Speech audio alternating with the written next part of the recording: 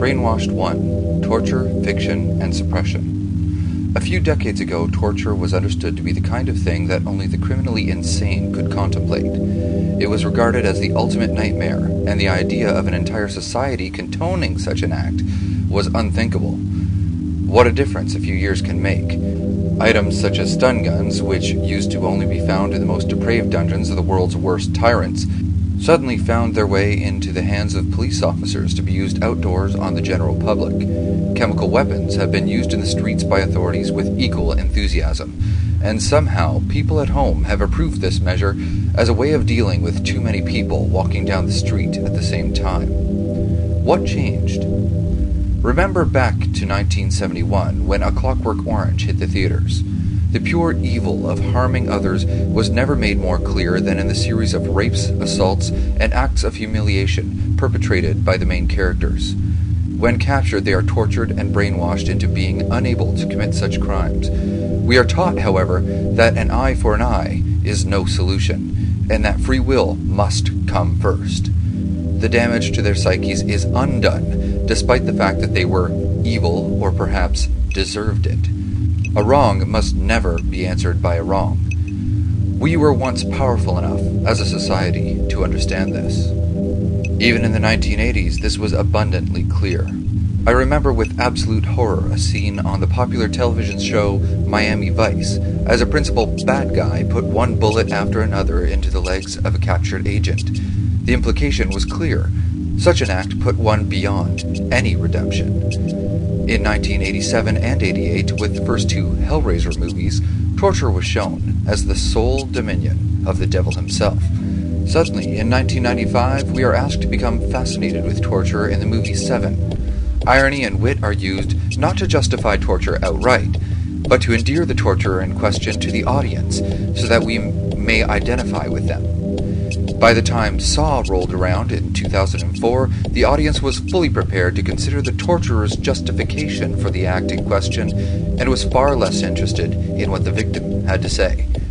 However, these perspectives do not restrict themselves to thriller flicks. The popular television show Lost reverses this perspective. The heroes commit the act of torture 3 separate times, and yet the implication in this case is that it was something necessary and reasonable, like, say, murder. Further, the reality of torture is glossed over, as the victims easily recover with no mental scarring, and the gibbering nonsense that, in the real world, usually emits from a torture victim's mouth, never materializes. Is this an attempt by the studios to plant a particular perspective in the minds of the viewers, or is it a reaction to the prevailing attitudes of the day? After all, the argument that if the enemy, whoever they are, use torture, whenever that's happened, we must too.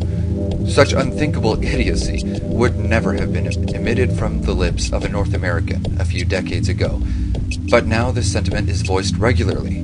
Why? What changed? I mean, beyond the obvious fiction of the war on terror. Perhaps this is simply the natural reaction to the rising tide of zealotry in North America. Everywhere you turn, people are throwing themselves into some form of unhealthy fanaticism. Political partisanship, religion, and most of all patriotism are now demanding complete devotion from their followers. This restricts the participants from thinking or acting as natural instinct dictates. They are never given proper release, nor allowed to see a middle ground. Subconsciously, they are always kept in conflict. It's no coincidence, then, that violence is acceptable in any medium, but sexuality is suppressed. This denial of instinct is inherent across all fanatic structures and has somehow become a normal convention. The result is a build of tension within the zealotry, making the subject of their fanatical devotion seem all the more important, as it is the only allowed source of stimulation of any kind. The thing is, no single source of zealous stimulation can account for a human's natural need, and after a while, a razor blade across the eyeball starts sounding like a really good idea. It's not that torture is a means to an end, but an end in and of itself. An even cursory study of the results of torture show it to be a completely useless form of information gathering. End results, however, are the furthest thing from the minds of torture's supporters.